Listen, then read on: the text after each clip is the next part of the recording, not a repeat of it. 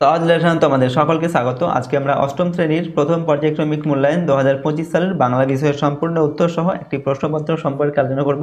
তো চলো এই ভিডিওতে আমরা ক্লাস 8-এর ফার্স্ট ইউনিট টেস্ট 2025 বেঙ্গলি সাবজেক্টের এই কোশ্চেন পেপারের উত্তরগুলো দেখে নিই। তো তোমাদের এখানে পূর্ণমান থাকছে 30 নম্বর এবং সময় হচ্ছে 1 ঘন্টা। ঠিক আছে, এই বছর তোমাদের পরীক্ষার যে ফুল মার্কস অর্থাৎ পূর্ণমান সেটা হচ্ছে 30 নম্বর এবং সময় দেওয়া থাকবে 1 ঘন্টা। ঠিক আছে, চলো আমরা কোশ্চেন পেপার এবং তার উত্তরগুলো দেখে নিই। তার আগে দেখো তো তোমাদের সিলেবাসের মধ্যে কোন কোন গল্প কবিতা পড়তে হবে। বোঝাপড়া, অদ্ভুত আতিথেয়তা, চন্দ্রগুপ্ত, বনভোজনের ব্যাপার, সবুজ জামা, চিঠি, পরবাসী, পথচলতি, একটি চড়ুই পাখি, এগুলো তোমাদের পড়তে হবে। এর সঙ্গে পথের পাঁচালী বই থেকে প্রথম থেকে অষ্টম পরিচ্ছেদ পর্যন্ত পড়তে হবে এবং ভাষাচর্যা বই থেকে দল, ধ্বনি পরিবর্তন আর প্রবাদ প্রবচন এইগুলো তোমাদের পড়তে হবে প্রথম ইউনিট টেস্টের পরীক্ষার জন্য। ঠিক আছে, চলো এখন আমরা কোশ্চেন পেপার এবং তার উত্তরগুলো দেখে নিই। আর এই সমস্ত প্রশ্নদের পিডিএফ ফাইল আমাদের সহজ লেসন অ্যাপের মধ্যে দেওয়া থাকবে। অ্যাপের লিঙ্ক ডেসক্রিপশন বক্সে রয়েছে, সেখান থেকে তোমরা অ্যাপটিকে ডাউনলোড করে নিয়ে চাইলে প্রশ্নদের পিডিএফ ফাইল সেখান থেকে নিতে পারো। ঠিক আছে, এবং তোমরা অ্যাপের মধ্যে সমস্ত সাবজেক্টের suggestion, model question paper, syllabus, marks division এবং প্র্যাকটিস সেট এই সব কিছুর ভিডিও আর পিডিএফ কিন্তু দেওয়া থাকবে।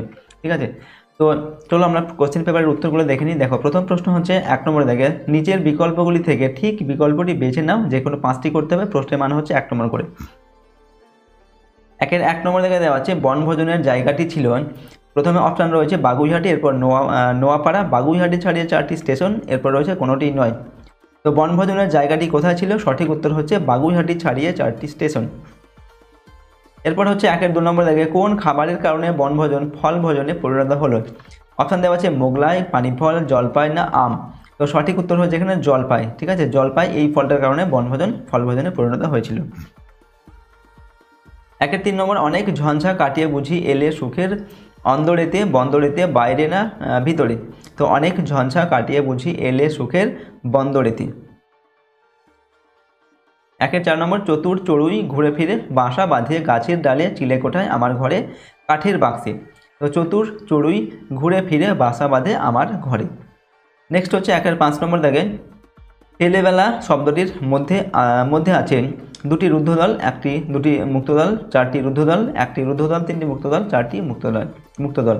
তো ছেলেবেলা এই শব্দটির মধ্যে কি আছে? 4টি মুক্তদল আছে। ঠিক আছে, 4টি দল আছে ছেলেবেলা, তো 4টি হচ্ছে মুক্তদল। সবগুলোর শেষেই হচ্ছে স্বরধ্বনি রয়েছে। ঠিক আছে, তার জন্য সবগুলো হচ্ছে মুক্তদল। যে সমস্ত দলের শেষে স্বরধ্বনি থাকে না অর্থাৎ ব্যঞ্জন ধ্বনি থাকে সেগুলোকে বলা হয় রুদ্ধদল, আর যাদের শেষে স্বরধ্বনি থাকে সেগুলোকে বলা হয় মুক্তদল। নেক্সট প্রশ্ন হচ্ছে 2 নম্বর থেকে খুব সংক্ষেপে নিচের 10টি প্রশ্নের উত্তর দাও। এখান থেকে তোমাদের 10টি প্রশ্নের উত্তর লিখতে হবে এবং প্রশ্নের মান হচ্ছে 1 নম্বর করে 1 × 10 = 10। 2-1 প্রশ্ন আরব সেনাপতির মুখ বিবর্ণ হয়ে ওঠার কারণ কি? এখানে আমরা উত্তর লিখবো। দেখো, অতিথি বেশে শত্রু সেনাপতিকে দেখে আরব সেনাপতির মুখ বিবর্ণ হয়ে ওঠে।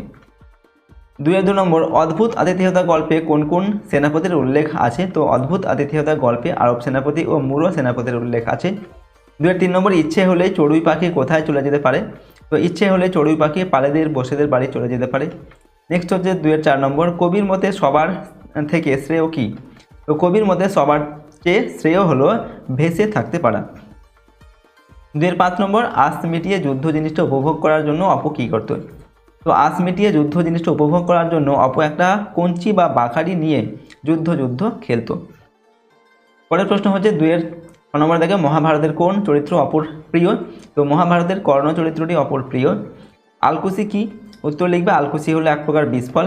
8 নম্বর অপু কোন গ্রামে বাস করে? অপু তার বাড়িতে আর কে কে থাকেন? তো অপু নিশ্চিন্তপুর গ্রামে বাস করে। ঠিক আছে, তার বাড়িতে আর বাবা, মা ও দিদি দুর্গা থাকেন। নেক্সট হচ্ছে 9 নম্বর মুক্ত দল কাকে বলে? উত্তর লিখবে যে দলের শেষে স্বরধ্বনি থাকে তাকে মুক্ত দল বলে। ঠিক আছে, এরপর হচ্ছে 10 নম্বর দাগে শব্দ কাকে বলে? উত্তর হচ্ছে অর্থযুক্ত ধ্বনি ও ধ্বনির সমষ্টিকে বলা হয় শব্দ। এরপর ধ্বনি কাকে বলে? উত্তর হচ্ছে ভাষার ক্ষুদ্রতম এককে বলা হয় ধ্বনি। নেক্সট অধিক সন্ন্যাসীতে গাজর নষ্ট, এটার প্রবাদ প্রবচন করে লিখতে হবে। তো আমরা লিখছি, দেখো, বেশি খেলোয়াড় হওয়ায় খেলার আনন্দটাই মাটি হয়ে গেল, একেই বলে অধিক সন্ন্যাসীতে গাজর নষ্ট। 13 নম্বর এক হাতে তালি বাজে না, এটাকেও প্রবাদ প্রবচন করতে হবে। তো দুজনেরই কম বেশি দোষ আছে, কারণ এক হাতে তালি বাজে না। ঠিক আছে, তো এখানে দেখো তোমাদের 2 নম্বর দেখে টোটাল 13টি প্রশ্ন দেওয়া আছে, এখান থেকে 10টা প্রশ্নের উত্তর লিখতে হবে 1 নম্বর মানে। পরের প্রশ্ন 3 নম্বর দেখে নিচের যে কোনো 5টি প্রশ্নের উত্তর নিজের ভাষায় লেখো। এখানে প্রশ্নের মান হচ্ছে 2 নম্বর করে এবং 5টি প্রশ্নের জন্য 5 দুগুণে 10 নম্বর এখানে দেওয়া আছে। তিনের একের দাগে দেওয়া আছে তাহার দিগ্ভ্রম জন্মিয়াছিল। এখানে কার কথা বলা হয়েছে? দিগ্ভ্রম হওয়ার ফলে কি হলো? এখানে দেখো উত্তর লিখছি আমরা, এখানে মূঢ় সেনাপতির কথা বলা হয়েছে, ঠিক আছে। এবার দিগ্ভ্রম হওয়ার ফলে কি হয়েছিল? তো দিগ্ভ্রম হওয়ার ফলে কি হলো না, দিগ্ভ্রম হওয়ার ফলে মূঢ় সেনাপতি নিজ পক্ষের শিবিরে পৌঁছানোর পরিবর্তে শত্রুপক্ষ আরব সেনাদের শিবিরে গিয়ে উপস্থিত হয়, ঠিক আছে। দিগ্ভ্রম মানে কি, তার যে দিক নির্ণয় করার ক্ষমতাটা হারিয়ে ফেলা, ঠিক আছে। কোন দিকে যাচ্ছিল সে বুঝতে পারছিল না আর কি। 3 নম্বর, বনভোজনের প্রথম তালিকায় কী কী খাদ্যের উল্লেখ ছিল তা বাতিল হলো কেন? তো নারায়ণ গঙ্গোপাধ্যায়ের বনভোজনের ব্যাপার গল্পে বনভোজনের জন্য প্রথম তালিকায় ছিল বিরিয়ানি, পোলাও, কোরমা, কোফতা, 2 রকমের কাবাব ও মাছের চপ। তা বাতিল হলো কেন? উত্তর লিখবে, প্রথম লিস্টের খাবার তৈরি করতে গেলে চাই 200 টাকা, বাবুর্চি, চাকর আর মোটর লরি, কিন্তু চাঁদা উঠেছিল 10 টাকা 6 আনা, তাই তা বাতিল করতে হয়েছিল, ঠিক আছে। নেক্সট প্রশ্ন 2-3 নম্বরে, তা এই পত্রে লিখে নিচ্ছিলাম, কার উক্তি, সে কি লিখে নিচ্ছিল? তো নাট্যকার দ্বিজেন্দ্রলাল রায় রচিত চন্দ্রগুপ্ত নাট্যাংশে প্রশ্নধৃত উক্তিটির বক্তা হলেন চন্দ্রগুপ্ত। চন্দ্রগুপ্ত মাসাধিক কাল ধরে গ্রিক সেনাপতি সেলুকাসের কাছে গ্রিক যুদ্ধরীতি, সম্রাটের বাহিনী চালনা, ব্যূহ রচনা প্রণালী, সামরিক নিয়ম ইত্যাদি শিখে নিচ্ছিলেন এবং তা তিনি এক পত্রে লিখে নিচ্ছিলেন, ঠিক আছে। যেগুলো শিখছিলেন সেগুলো তিনি একটি পাতায় লিখে নিচ্ছিলেন।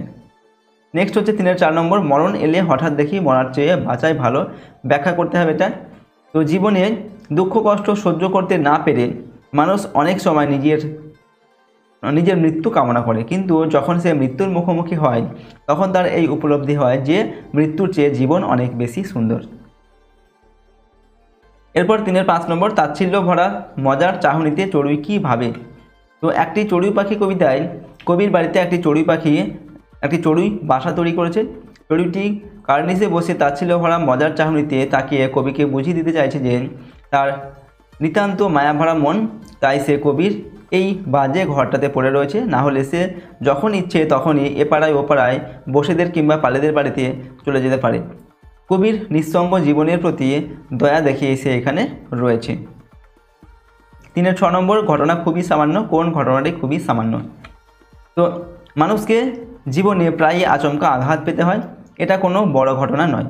কেউ সেই আঘাত মানিয়ে নিতে পারে, আবার কেউ তা পারে না। মানুষের এই আঘাত ও যন্ত্রণা পাওয়াকে সামান্য ঘটনা বলা হয়েছে, ঠিক আছে। তো এখানে 6টি প্রশ্ন দেওয়া আছে, যে কোনো 5টি তোমাদের লিখতে বলা হয়েছে। 2 নম্বর মানে প্রশ্ন, 5 গুণে 10 নম্বর দেওয়া আছে। এরপর দেখো 4 নম্বর দেখে নিচের যে কোনো একটি প্রশ্নের উত্তর নিজের ভাষায় লেখো। প্রশ্নের মান হচ্ছে 5 নম্বর, 5 দেওয়া আছে। এর একের প্রশ্ন হচ্ছে, আতিথেয়তা বিষয়ে পৃথিবীতে কোনো জাতি আরবদিগের তুল্য নহে, এই বক্তব্যের সমর্থন গল্পে কিভাবে খুঁজে পেলে?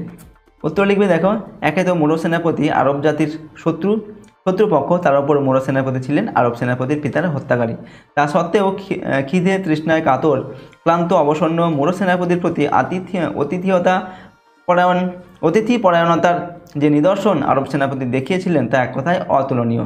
মূঢ় সেনাপতিকে খাদ্য, পানীয়, বিশ্রাম ও আশ্রয় দিয়েছেন এবং পরদিন নিরাপদে নিজের শিবিরে পৌঁছানোর জন্য দ্রুতগামী ঘোড়া দিয়েছেন আরব সেনাপতিকে, ঠিক আছে। এইভাবে আমরা লিখলাম।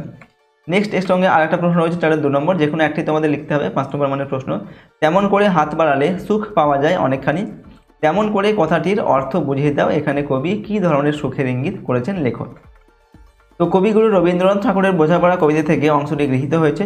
সাধারণভাবে তেমন করে কথাটির অর্থ সেইভাবে হলেও বিস্তৃত অর্থে বলা যায় আন্তরিকতার সঙ্গে মনে বিন্দুমাত্র দ্বিধা না রেখে কোনো কিছু করা বা চাওয়া। যদি পারস্পরিক সহানুভূতির হাত বাড়িয়ে দেওয়া যায় তবে অনেকটাই সুখ বা আত্মতৃপ্তি পাওয়া যায়। কবির মধ্যে পার্থিব সুখ তথা ধন দৌলত অর্থ প্রধান নয়, আসল হলো মানসিক প্রশান্তি। মানসিক সুখী জীবনকে সহজ সাবলীল ছন্দময় করে তোলে। এখানে মানসিক সুখ শান্তির ইঙ্গিত দিয়েছেন। ওকে, তো এইভাবে আমরা প্রশ্নের উত্তরটিকে লিখলাম। তো দেখো, আজকের এই ভিডিওতে আমি তোমাদের ক্লাস 8-এর বাংলা বিষয়ের ফার্স্ট ইউনিট টেস্ট 2025 সালের একটি মডেল কোশ্চেন পেপারের সম্পূর্ণ উত্তর কিন্তু আলোচনা করলাম। এখানে তোমাদের পূর্ণমান থাকছে 30 নম্বর এবং সময় দেওয়া থাকবে 1 ঘন্টা, ঠিক আছে। তো এই কোশ্চেন পেপারের যে সমস্ত প্রশ্ন এবং উত্তরগুলো আমরা আলোচনা করলাম, প্রতিটি প্রশ্নোত্তর অবশ্যই তোমরা ভালোভাবে কিন্তু বারবার করে প্র্যাকটিস করবে। ওকে, আর আমাদের চ্যানেলে যদি নতুন হয়ে থাকে চ্যানেলটিকে প্লিজ সাবস্ক্রাইব করে রাখবে, পাশের বেল আইকনে প্রেস করার পর অল অপশানটিকে সিলেক্ট করবে এবং ভিডিওটিকে লাইক করবে, ভিডিওটিকে বন্ধু বান্ধবের সঙ্গে শেয়ার করবে এবং ভিডিওটি সম্পর্কে তোমাদের মতামত অবশ্যই কমেন্ট বক্সে লিখে জানাবে। আর যদি এই সমস্ত প্রশ্ন এবং উত্তরের PDF ফাইল নিতে চাও তাহলে সহজ লেসন অ্যাপটি ইনস্টল করবে। অ্যাপের লিঙ্ক ডেসক্রিপশন বক্সে দেওয়া আছে, সেখান থেকে অ্যাপটিকে ডাউনলোড করে নিয়ে চাইলে প্রশ্নোত্তরের PDF ফাইল তোমরা নিতে পারো। সেখানে সমস্ত সাবজেক্টের suggestion, model question paper, syllabus, marks revision, প্র্যাকটিসের এই সব কিছুর ভিডিও আর PDF কিন্তু দেওয়া থাকবে। তো আজকে আমরা ভিডিওটিকে এখানে শেষ করছি। সম্পূর্ণ ভিডিওটি দেখার জন্য অসংখ্য ধন্যবাদ।